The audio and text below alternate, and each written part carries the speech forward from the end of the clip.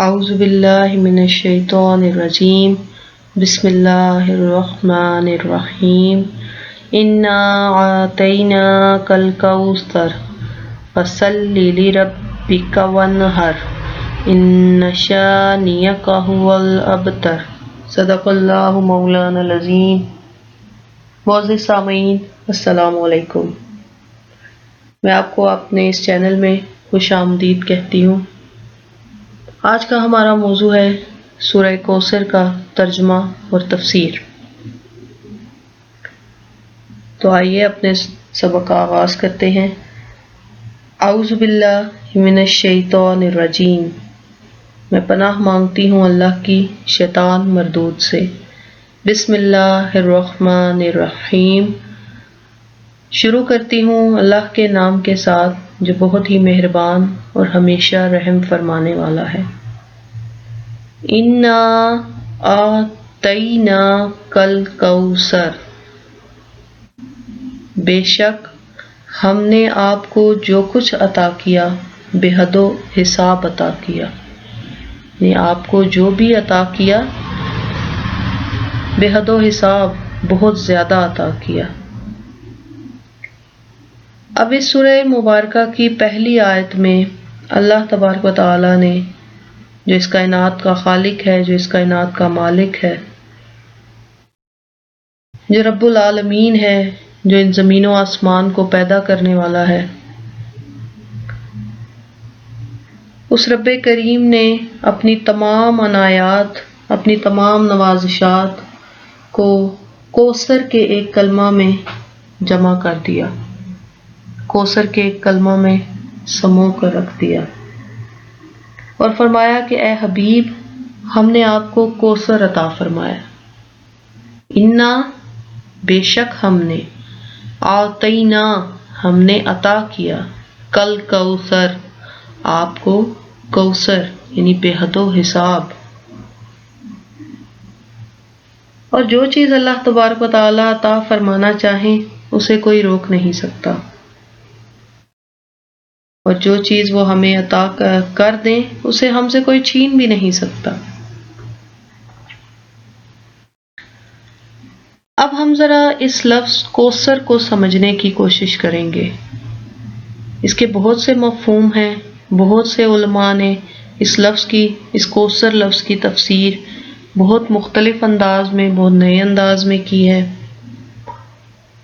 اب کچھ علماء کے خیال میں کوثر کا لفظ کثرت یعنی کسی چیز کے زیادہ ہونے سے نکلا ہے، کہ اللہ تبارک و تعالی نے اپنے نبی کریم صلی اللہ علیہ وآلہ وسلم کو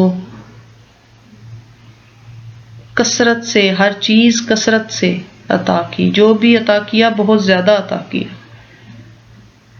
اب کچھ علماء کا یہ قول ہے کہ جو چیز تعداد میں، قیمت میں، قدر میں، اہمیت کے لحاظ سے بہت زیادہ ہوتی ہے، بہت اچھی ہوتی ہے، تعداد میں زیادہ ہوتی ہے، جس کی قدر زیادہ ہوتی ہے، جس کی ویلیو زیادہ ہوتی ہے، اسے بھی ہم کوثر کہتے ہیں۔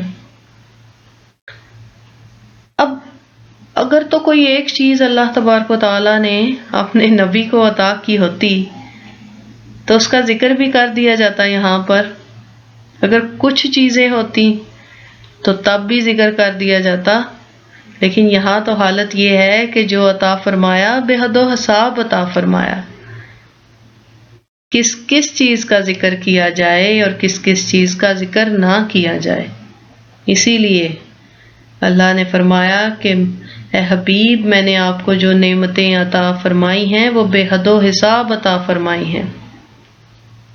میں نے آپ کو علم عطا فرمایا تو بے حد و حساب عطا فرمایا ہے۔ میں نے آپ کو عفو و درگزر، آپ کو صبر عطا فرمایا تو بے حد و حساب عطا فرمایا۔ غرض کہ اللہ تبارک و تعالیٰ نے اپنے نبی کو جو بھی چیز عطا کی کثرت سے عطا کی۔ اب کوثر سے کچھ علماء کے خیال میں کوثر کا مطلب جنت کی وہ نہر ہے جس سے جنت کی ساری نہریں نکلتی ہیں۔ اب وہ اللہ تبارک و تعالیٰ نے اپنے حبیب کو عطا کر دی۔ اب علماء تفسیر نے کوثر کی تفسیر کے متعلق ارشاد ہوتا ہے، ایک جگہ پہ بیان ہوتا ہے کہ حضور صلی اللہ علیہ وآلہ وسلم نے فرمایا کہ کوثر جنت کی ایک نہر ہے۔ اب نبی کریم صلی اللہ علیہ وآلہ وسلم جنت کی نہر کے بارے میں بتا رہے ہیں۔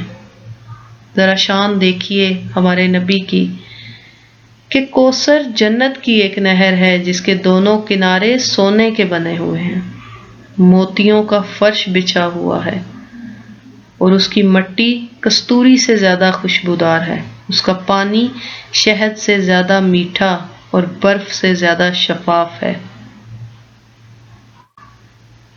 اب علماء تفسیر نے کوثر کو ایک حوض کا نام ہے، کوثر کے بارے میں بیان کیا کہ یہ ایک حوض کا نام ہے جو میدان حشر میں ہوگا، جسے نبی کریم صلی اللہ علیہ وآلہ وسلم حوض کہتے ہیں تالاب کو، کہ یہ ایک تالاب جو میدان حشر میں ہوگا، جسے نبی کریم صلی اللہ علیہ وآلہ وسلم اپنی امت کے جتنے بھی پیاسے لوگ ہوں گے ان کو سیراب فرمائیں گے، ان کو وہاں سے پانی پلائیں گے۔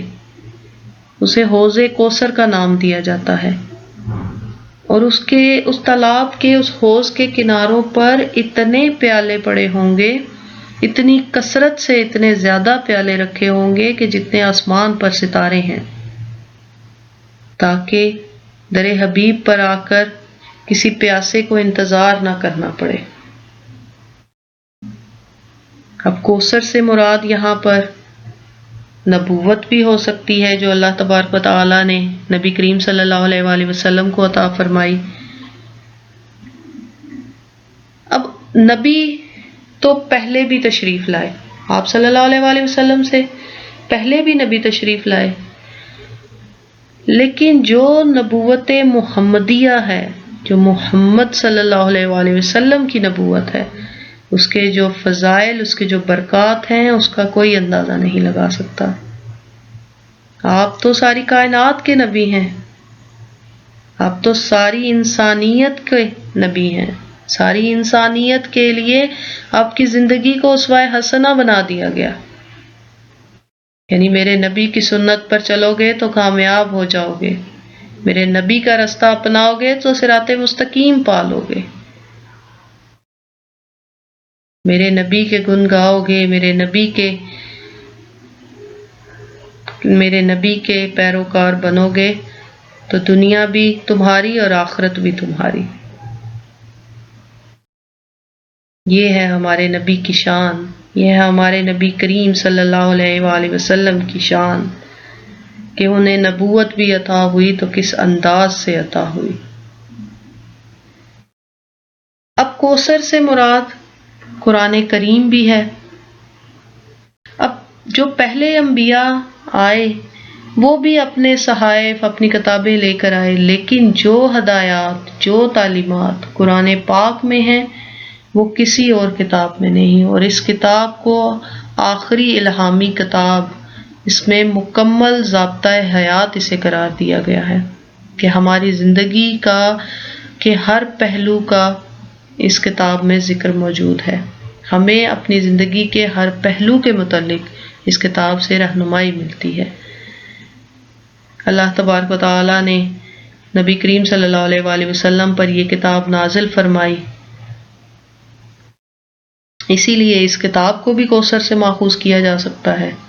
اب کوثر سے مراد دین اسلام کو بھی لیا جا سکتا ہے کہ جو دین اسلام کی نعمت اللہ تبارک و تعالیٰ نے نبی کریم صلی اللہ علیہ وآلہ وسلم کو عطا فرمائی۔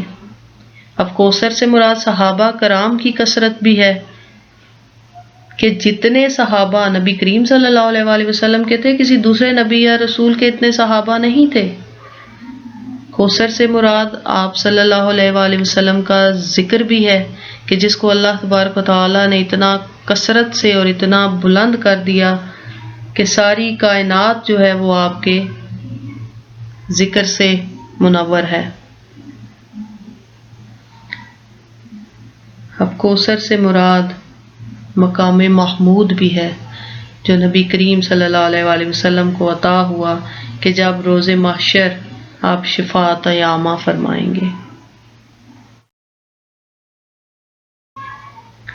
کوثر سے مراد خیر کثیر ہے، وہ دنیوی اور اخروی یعنی دنیاوی دنیا کی اور آخرت کی وہ تمام نعمتیں ہیں جن میں فضیلتیں اور فضائل سب شامل ہیں۔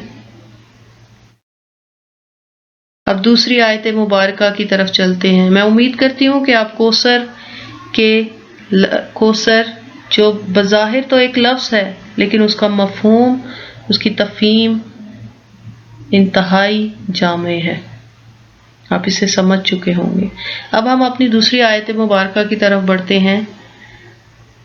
انا اعطیناک الکوثر فصلی لربک وانحر، فصلی تو آپ نماز پڑھیے، آپ نماز پڑھا کریں، لربک کس کے لیے؟ اپنے رب کے لیے، تو آپ نماز پڑھا کریں اپنے رب کے لیے، وانحر اور قربانی دیں اس کی خاطر، یعنی اپنے رب کے لیے قربانی دیں۔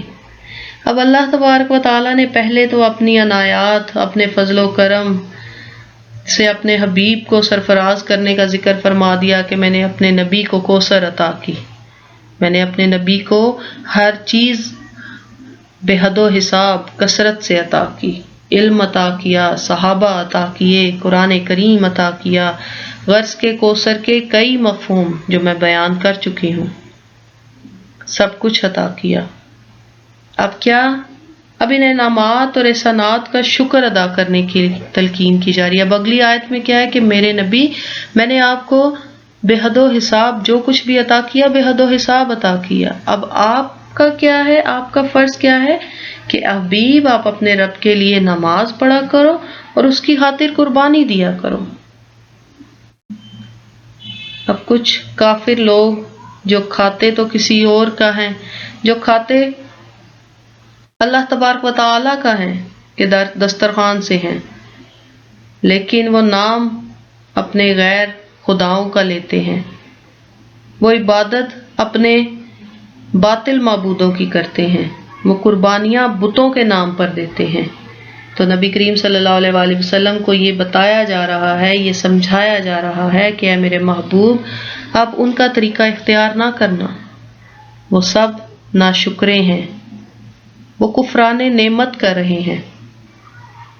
اب نبی کریم صلی اللہ علیہ وآلہ وسلم پر جب یہ سورہ مبارکہ نازل ہوتی ہے تو نبی کریم صلی اللہ علیہ وآلہ وسلم اپنے رب تعالیٰ کے حضور سربسجود رہتے ہیں، زیادہ سے زیادہ اپنا وقت نماز میں گزارتے ہیں، ساری رات کھڑے رہ کر نماز ادا فرماتے رہتے، اور حالت یہاں تک پہنچ جاتی کہ آپ کے پاؤں بھی سوج جاتے۔ اب کسی نے عرض کیا، یا رسول اللہ، آپ اتنی زحمت کیوں اٹھاتے ہیں؟ فرمایا کہ کیا میں اپنے رب کی بے پایاں نعمتوں یعنی بہت زیادہ نعمتوں پر اس کا شکر گزار بندہ نہ بنوں؟ آپ کی تو ساری عمر ہی عبادت و ذکر الہی میں بسر ہوئی، آپ کے تو دن کیا رات کیا ایک لمحہ بھی غفلت سے نہیں گزرا۔ اسی لیے اس آیت مبارکہ کے ذریعے ہم مسلمانوں کو بھی یہ تلقین کی جا رہی ہے کہ جب اللہ تبارک و تعالی ہمیں کوئی نعمت عطا کرے، ہمیں کوئی خوشی ملے، تو ہمیں چاہیے کہ ہم شکرانے کے نوافل ادا کریں، ہم نماز پڑھیں، اپنے رب تعالیٰ کا شکر ادا کریں۔ ہمیں اگر اللہ تبارک و تعالیٰ کسی خوشی سے نوازتا ہے، کسی اپنی نعمت سے نوازتا ہے، تو ہمیں چاہیے کہ ہم اس کا شکر ادا کریں، نفل پڑھیں، خیرات کریں، اپنا وقت نماز میں گزاریں، اس کے شکر گزار بندے بنیں۔ اگلی آیت مبارکہ ہے، ان شانیک هو الابتر، ان بے شک، شانیہ دشمن، شانیک آپ کا دشمن، هو الابتر ابتر ہے، یعنی آپ کا دشمن ہی بے نام و نشان ہوگا۔ شانی لفظ کا مطلب وہ ہے کہ جس کے دل میں کوئی بغض ہو، جس کے دل میں کوئی دشمنی ہو، اور ابتر لفظ کا مطلب ہے کہ کسی چیز کو کاٹ دینا، کسی چیز کا نام و نشان ختم کر دینا۔ اب ابتر اس کو بھی کہا جاتا ہے، اس مرد کو بھی کہا جاتا ہے کہ جس کا کوئی بیٹا نہ ہو، اسے بھی ابتر کہا جاتا ہے۔ ہر وہ کام جس کا کوئی اثر باقی نہ رہے اس کو بھی ابتر کہا جاتا ہے۔ اب حضرت خدیجہ الکبریٰ رضی اللہ تعالی عنہا کے بطن سے نبی کریم صلی اللہ علیہ وآلہ وسلم کے اولاد پیدا ہوئی، حضرت قاسم، پھر زینب، پھر حضرت عبداللہ، پھر حضرت ام کلثوم، پھر حضرت فاطمہ، پھر حضرت رقیہ۔ یہ نبی کریم صلی اللہ علیہ وآلہ وسلم کی اولاد حضرت خدیجہ الکبریٰ سے پیدا ہوئی، آپ کی 4 صاحبزادیاں اور آپ کے 2 صاحبزادے۔ پہلے قاسم کا انتقال ہوا، پھر عبداللہ جن کا لقب طیب و طاہر ہے وہ بھی اس دنیا سے رخصت ہو گئے۔ اب نبی کریم صلی اللہ علیہ وآلہ وسلم نے جب نبوت کا دعویٰ کیا، صفا کی پہاڑی پر کھڑے ہو کر قولوا لا الہ الا اللہ تفلحوا کا کلمہ پڑھا، پکارا وہاں کھڑے ہو کر، تو لوگ تو آپ کے دشمن ہو گئے۔ لوگ تو آپ کو اپنا، وہی لوگ جو آپ کو صادق اور امین کہتے تھے، وہی لوگ جو آپ کی سچائی کے گن گاتے تھے، وہی لوگ جو آپ کے امانت دار ہونے کا بھروسہ رکھتے تھے، وہی لوگ آپ کے خلاف ہو گئے۔ سارے مکہ والے آپ کے تو دشمن ہی بن گئے۔ پھر جب وہ دیکھتے ہیں کہ جی نبی کریم صلی اللہ علیہ وآلہ وسلم کے تو دونوں بیٹے فوت ہو گئے ہیں، اب تو ان کی صرف صاحبزادیاں ہی ہیں، بیٹیاں ہی ہیں، اب وہ طرح طرح کی باتیں بنانا شروع ہو گئے۔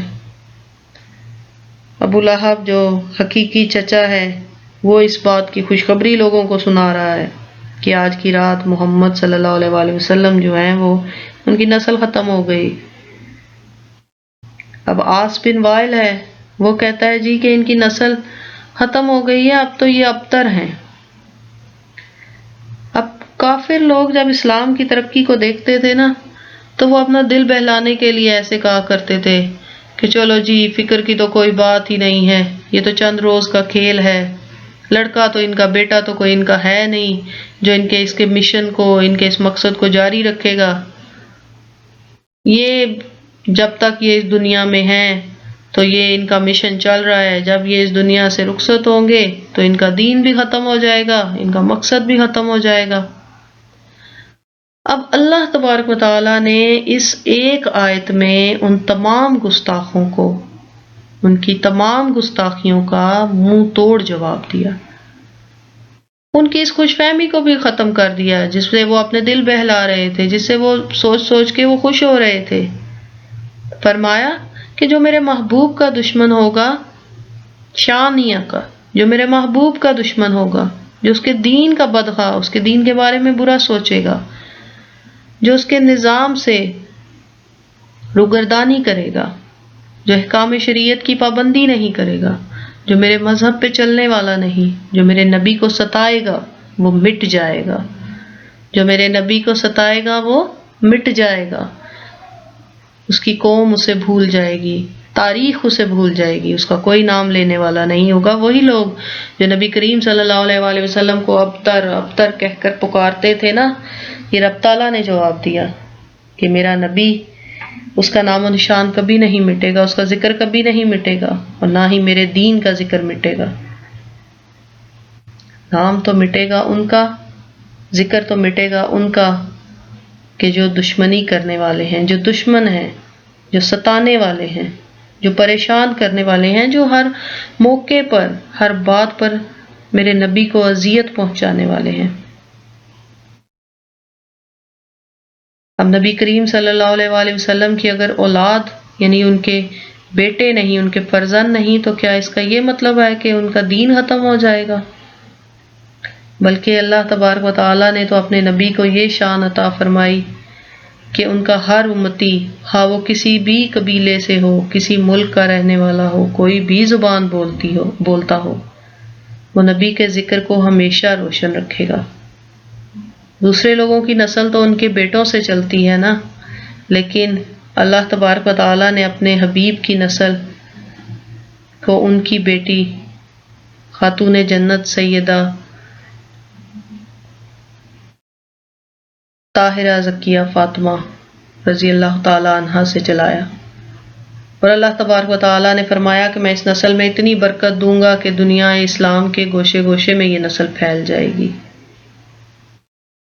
اور اللہ تبارک و تعالیٰ نے اپنے نبی کو ستانے والوں کو بھی منہ توڑ جواب دیا اور اپنے نبی کی دلجوئی بھی کی کہ اے نبی انا آتینا کل کوثر، کہ اے نبی بے شک ہم نے آپ کو کوثر عطا کی، بے حد و حساب عطا کیا، جو کچھ بھی عطا کیا وہ بے حد و حساب عطا کیا۔ فصلی لربک وانحر، تو آپ کو کیا چاہیے؟ آپ کو چاہیے کہ آپ نماز پڑھیں اپنے رب کے لیے اور قربانی دیں۔ اب دلاسے بھی دیے جا رہے ہیں اور طریقے بھی بتائے جا رہے ہیں، شکرانے کے انداز بھی بتائے جا رہے ہیں۔ ان شانئک ھو الابتر، بے شک آپ کا دشمن ہی بے نام و نشان ہوگا۔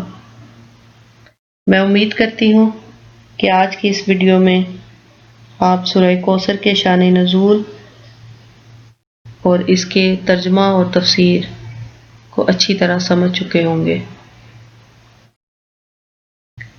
اللہ تبارک و تعالیٰ سے یہ دعا بھی فرماتی ہوں کہ یہ دعا کرتی ہوں کہ اللہ تبارک و تعالیٰ ہم پر بھی اپنا کرم کرے اور ہمیں بھی اپنے نبی کے چاہنے والوں میں سے بنائے اور ہمیں بھی اپنے نبی کے بتائے ہوئے راستے پر چلنے کی توفیق عطا فرمائے، اور ہمیں بھی اس بات کی توفیق دے کہ جب بھی ہمیں کوئی خوشی ملے، کوئی نعمت ملے تو ہم اپنے رب کا شکر ادا کریں، ہم اپنے رب کے لیے نوافل ادا کریں، ہم اپنے رب کے حضور گڑ گڑائیں، اپنے شکرانے کے نفل ادا کریں۔ آمین یا رب العالمین۔